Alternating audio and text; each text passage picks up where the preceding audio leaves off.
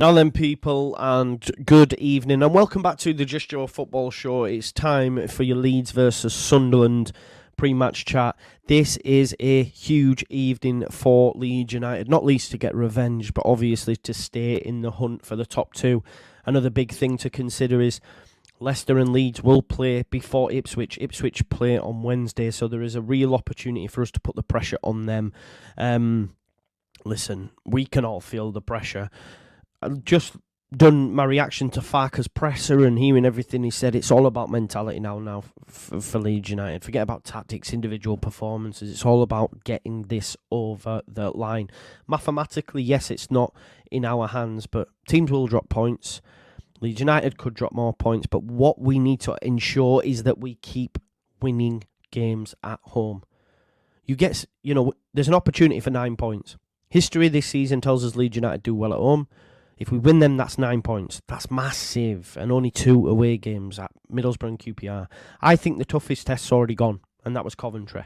I genuinely feel that. I know people disagree, but I think the others, I fancy us. But look, we've got to get past Sunderland first. It's an important clash. Really important clash.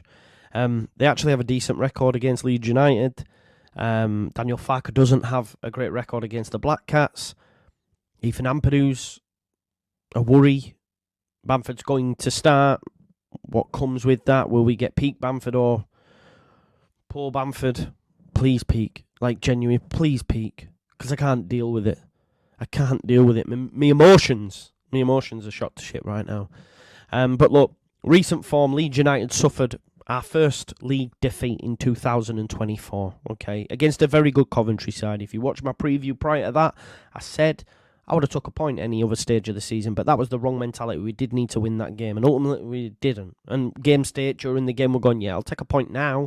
But prior, we've got to be winning it. But look, that was an impressive 15-game unbeaten streak. We have to remember this. Any team to go that long undefeated in the Championship, it ain't easy. But it is in the rear view. That's not going to help us in these next 5 games. It can give us confidence and make us think, right, we've done it before, let's go again. But it ain't going to help us. Leeds United need to be switched on. Look, Sunderland got absolutely battered the other week against Blackburn Rovers 5-1. They are a basket case of a club right now. They did respond, though, and they got a goalless draw against Bristol City. Bristol City are a decent side, obviously. Post-international break, they beat Leicester as well. But they're very much that kind of Championship side. You just don't know. Yeah, like a box of chocolates. You just don't know which Bristol City you're going to get. You could argue it's the same for Sunderland post-sacking Mowbray. But they have got Mike Dodds back in charge, who I felt they should have give it to anyway. Because if you remember when he came in earlier on in the season, they get a decent result against West Brom. They beat Leeds United. And then they go and bring in the clown who was at QPR and Rangers. Was praising himself across all... I forget his fucking name. How bad's that? But Michael Beale. Yeah, I just had to quickly Google that. Honestly, my head's up my arse. Not just with Leeds United and WrestleMania and all that. I just need to sleep. And if you've got kids, you know what it's like during the school holidays. Yeah, so I think actually having Michael Dodds in charge for Sunderland is not such a bad thing. While they probably wait till the end of the season to bring in the right man. Look, Leeds United, as I said, defeated against Coventry. But despite that loss, we have to remain confident and hope that we can, come back with a bang. We're still in contention for automatic promotion. It'd have been car crash had Ipswich beaten Norwich. Thankfully, it went in our favour. 1 game less, yes, but the difference is just 1 point. Forget about Leicester for now. Let's just focus in on Ipswich. And look, we should be confident because our home record is unreal. It is formidable, yeah? We have won 16 games out of 20. That is a hell of a lot of wins. Sunderland, as I said, bit of a basket case, 13th in the Championship, okay? They've collected just 5 points in their last 8 games. This isn't the same Sunderland that we seen earlier on in the season, who are actually still within a chance of the playoffs. Okay, it's the same gaffer, and you could argue had they've not brought in Beale and left Dodds in, they might still be the same team, but it's almost like they have nothing to play for now. A top half finish, Leeds United need to go out like Trojans, mentality monsters, as Klopp would say. And everything Farke's been saying in the presser, it almost feels like that's been the issue. And that's what they've been honing in on. And Daniel Farke's the right man for the job to see us over the line. My only concern is Kieran McKenna's done it and done it last season as well with Ipswich. So that core group have been there, done it as well. But it is a different level. But yeah, there's tough games here. I personally think we've got the easiest running. I know some will disagree. Now, on paper, I think this is a comfortable win. But you don't win your games on paper. And here's something that I didn't like when I first started researching this game. Sunderland have an excellent record recently away at Leeds United. They have won 3 and drawn 1 in their last 4 visits to Ellen Road. Last meeting, yes, it's 2018. But it's still there, unbeaten in 4 at Ellen Road. They drew with us on that day. I think Paddy McNair scored Sunderland's only goal. And look, not only that, Farke doesn't have a great record against them either, because he's never beaten Sunderland in 3 attempts. Again, it's not a massive sample size, but he's drawn 1 and lost 2. Obviously, we lost the reverse fixture, didn't we, up at the Stadium of Light. So the current head-to-head record is 1 win, 1 draw and 4 losses. But look, folks, we have to be confident. I come back to it again, and I know it's history and it's all about the next 5. And I was just advocating that, like, how our performances earlier on in the season are not going to help us now. But not only have we won 16 out of 20 at home, we've got 9 consecutive wins as well. The first goal's huge, obviously. If Leeds United score first, I fancy us. I think had we have scored first against Coventry, we win that game. History tells us that this season. So the first goal is key, and as I've said earlier on, and I said in the presser reaction, I hope Bamford doesn't fluff his lines. I don't know how many changes he is going to make. He was pretty persistent with saying, like, you can't change everything at this stage of a season.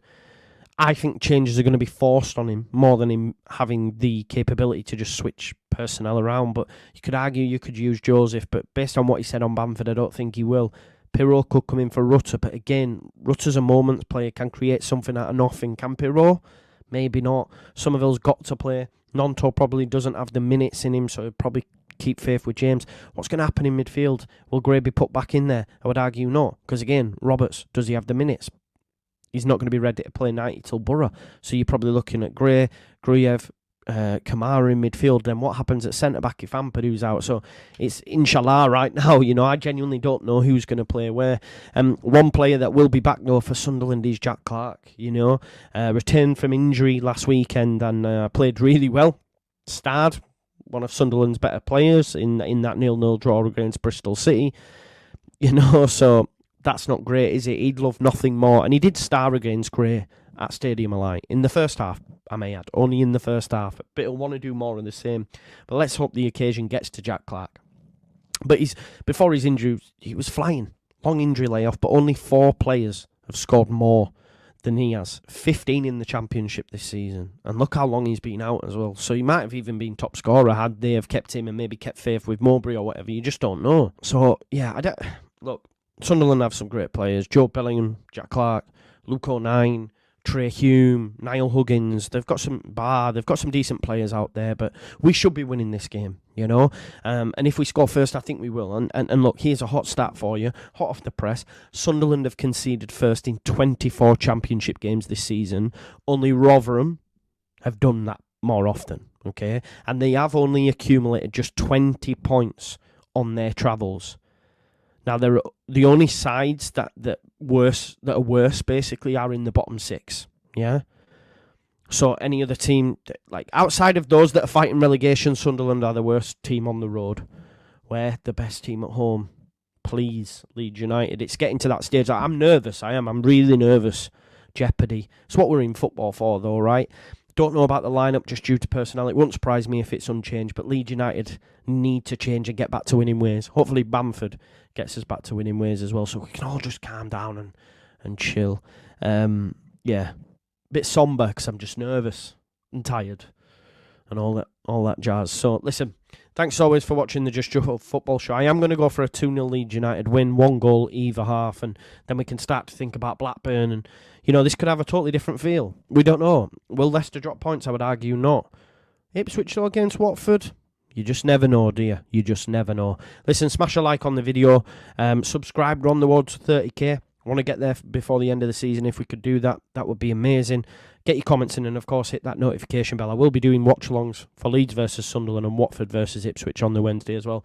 Thanks always for tuning in. I'll see you in a bit. Peace out. Leeds.